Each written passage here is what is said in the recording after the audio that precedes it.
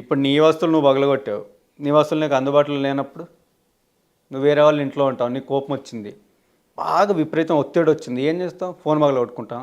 అది violence one form of venting out అనేది natural అంటారు, కానీ అది ఏమాత్రం న్యాచురలే కాదు. బికాజ్ అది అడిక్టివ్ అవుతుంది. ఆ జాయ్ అనేది ఒక్కసారి చేయంగానే అది ఇంకా ఇంక్రీజ్ అవుతూ ఉంటుంది.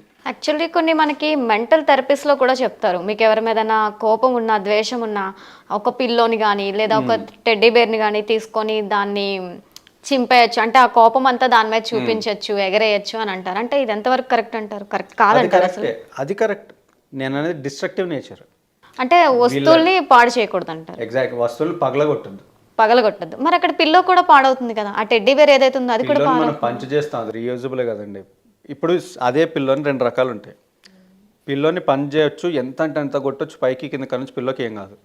సో ఎంత కొట్టినా the same goes for boxing kit. ఇప్పుడు ఇంకో మెథడ్ ఏంటంటే నేను చెప్పిన వైలెన్స్, దాన్ని కత్తిపెట్టి పచ్చ కుచ్చి దూదంతా తీసి డిస్ట్రాయ్ చేయడం అనేది మేనియాక్ టెండెన్సీ, అది అబ్నార్మల్.